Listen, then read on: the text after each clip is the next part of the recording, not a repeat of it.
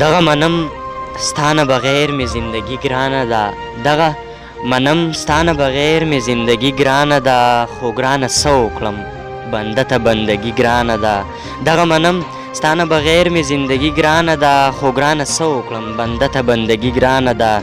د اتفاق خبره پرېږده مونږ پې نه پوهېږو، د اتفاق خبره پرېږده مونږ پې نه پوهېږو، دغه خبره یاره مونږ ته قدرتي ګرانه ده. بسم الله الرحمن الرحیم. ګرانو کتونکو السلام علیکم. د ادبي پیج نه ستاسو ورور ستاسو ملګری انضمام خان یو وارې بیا تاسو سره په دغه شیشه باندې مخاطب یو له خپلې پاڼې نه له خپلې چینل نه. نو بلکل امید کوم چې روغ به یې جوړ به یې او د خپل ژوند نه به خوند او مزې اخلی. په نننۍ مرکه کې را سره یو ځوان فکر او زلمی شاعر د پښتو ادب ډېر ښه لیکوال چې هیڅ د تعارف محتاج نه دی، پښتو ادب کې ډېر ښه لیک کړی دی، د پېښور اوسیدونکی دی. حضرت علي ظهیر صاحب را سره نننۍ مرکه کې ناستې کوي. نو ډېر وخته مو نه اخلم، راځئ چې حضرت علي ظهیر صاحب ته په پروګرام کې هرکلی ووایو. حضرت علي ظهیر صاحب پروګرام کې درته هرکلی ووایو. السلام علیکم. وعلیکم السلام. انضمام وروره ډېره مننه ده کومه، او بیا زه ډېر زیات خوشحالیږم چې ستاسو په شان دې ځوانان وګورم د پښتو ژبې د خدمت دپاره چې دوی کم زیار دی. نو زه دې ته ډېر زیات خوشحالیږم. الله دې تاسو له وس او طاقت درکړي چې دغه شان د مخ په وړاندې باندې د خپل زیار بوځئ. نو ډېره مننه کوم ستاسو. ډېره مننه ستاسو هم کو حضرت علي صاحب چې دومره مصروفه ژوند مونږ لم لږ وخت راویستو، را سره م ناستې وکړو. نو ډېره مننه مو کوو. پروګرام کې به درنه خوندور کلامونه هم اورو، پښتو ادبي پوښتنې به درنه هم کوو، خو ټول نه لومبی را سره خپل یو کلام شریک کوي. نو ډېره به ښه. مننه. کلام دی چې بس کا هوښیار شه که نه سره ګنې مات به دې کم. بس که هوښیار شه که نه سره ګنې مات به دې کم، لږ شان په لار شه زوروره ګنې مات به دې کم. بس که هوښیار شه که نه سره ګنې مات به دې کم، لږ شان په لار شه زوروره ګنې مات به دې کم. کله ناکله کلاویږه چې لیلا وینمه، کله ناکله کلاویږه چې لیلا وینمه، و د جانان د کوڅې وره ګنې مات به دې کم. چې مې جانان ته کله ګورې ماشاءالله ووایه، چې مې جانان ته کله ګورې ماشاءالله ووایه، د چا د شنو سترګو نظره ګنې مات به دې کم. او زما اشنا چې کله راشي نو پې سوری وکه، زما اشنا چې کله راشي نو پې سوری وکه، یا د ګودر غاړې نختره ګنې مات به دې کم. ډېره مننه. او اخري شعر دی چې ته خو ماشوم یې په ښایست پسې مې منډې مه وه، ته خو ماشوم یې په ښایست پسې مې منډې مه وه، یا د زهیر روغه زیګره ګنې مات به دې کوي. مننه. ډېره له یقینا خوندور کلام و. حضرت علي ظهیر صاحب د شعر لیک مو کله نه شروع کړی؟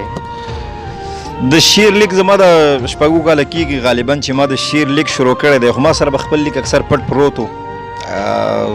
دغه توان راکې نه و چې ما خپل لیک چاته ښکاره کړی وی. په مزه مزه بیا دا 3 کاله کېږي چې زه مشاعرو له تګ مې شروع کړی دی، سوشل میډیا باندې م راښکاره شوی ما لږ لږ. نو سوشل میډیا ته ولس ته بیا ما د 3 کاله کېږي خپل غزل راښکاره کړی دی، خو شپږو کاله زما د غزل کېږي چې ما خپل لیک کړی دی.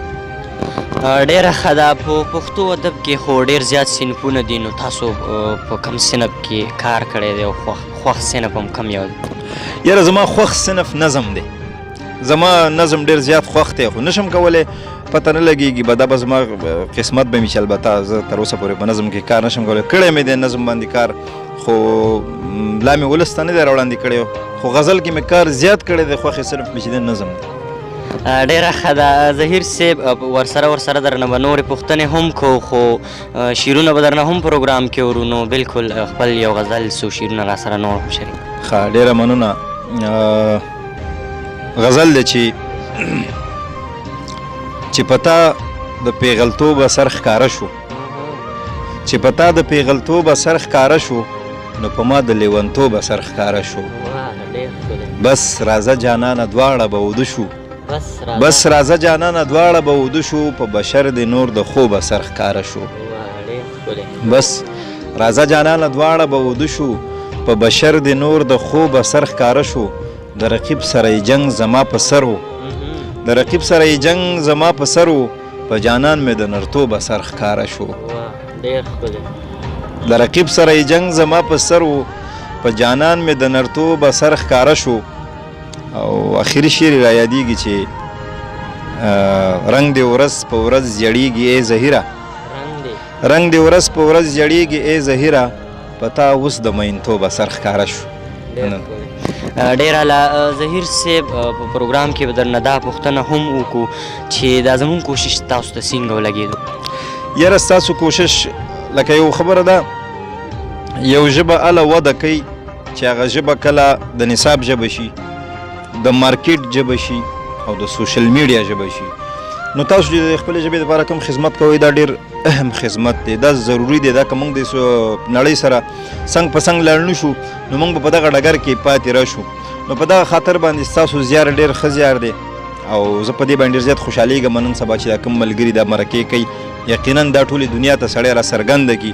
دا دې پورې نه ده چې ته مطلب ما را ساګر کې بل بل بل که نه، خو دا ده چې دا د خپله ژبه په دې نړۍ خلکو باندې واوري او د هغې ته دا وښیي چې ګورئ پښتون یو تاریخي ژبه ده، دی خپل تاریخ لري، دی یو خپل کلچر دی، خپل دغه دی، دا هر څه په دې سوشل میډیا باندې راښکاره شي. نو دا ډېره ښه خبره ستاسو ډېر اهم زیار دی او زما درنه دغه امید دی چې دا تاسو به همداسې مخ په وړاندې بوځئ چې انشاءالله پاتې درنه شي. انشاءالله. ډېره مننه کوو حضرت علي زهیر صاحب چې پروګرام کې هم راسره ناستې وکړو. درنه به نور کلامونه هم اورو، نو بلکل خپل یو غزل راسره شریک. مننه. غزل د سره شریکومه، خو د غزل نه مخکې یو څو شعر وایم. ځکه راویښ شوم د اذان اواز مې واورېدلو، ځکه راویښ شوم د اذان اواز مې واورېدلو، ډېر زیات خوشحاله شوم د ګران اواز مې واورېدلو. زه چې ژوندی وم همیشه مې ستا اواز اورېده، زه چې ژوندی وم همیشه مې ستا اواز اورېده، چې کله مړ شوم نو د ځان اواز مې واورېدلو. او یو خو یتیم ومه بل هر چا په ما ظلم کوو، یو خو یتیم ومه بل هر چا په ما ظلم کوو، زه جړېدم چې د اسمان اواز مې واورېدلو. در سره ټوقې نه کوم لاړه شه لمده به شي نو، در سره ټوقې نه کوم لاړه شه لمده به شي نو، ګرانې والله چې د باران اواز مې واورېدلو. ماله څوک مه راولئ زړه به یې په ما کې وچوي، ماله څوک مه راولئ زړه به یې په ما کې وچوي، زهیره خوب کې د زندان اواز مې واورېدلو. او غزل دی چې یوه بلا راغله زموږ نه ډېر بچي وخوړل، یوه بلا راغله زموږ نه ډېر بچي وخوړل، د دغه خاورې نه د امن پسرلي وخوړل، چا په خندا خندا د خپل مخه ننګي وخوړل، چا په سجدو سجدو په ځمکه خپل تندي وخوړل.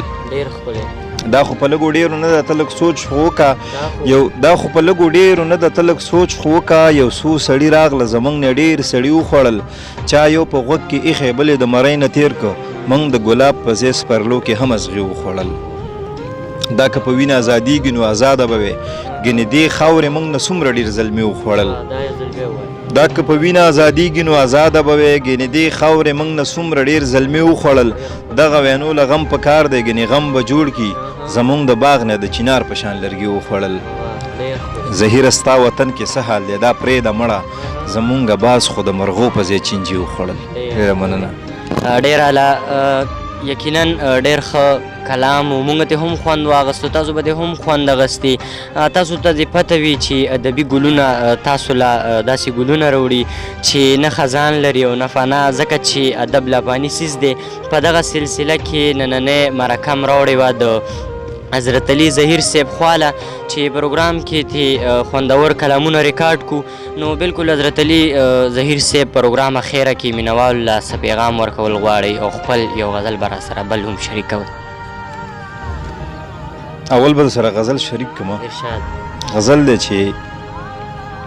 چې خور شوي مشهور شوي او کتاب شوي نو نایاب شوي، چې خور شوي مشهور شوي او کتاب شوي نو نایاب شوي، سندره شوي غزل شوي او رباب شوي نو نایاب شوي.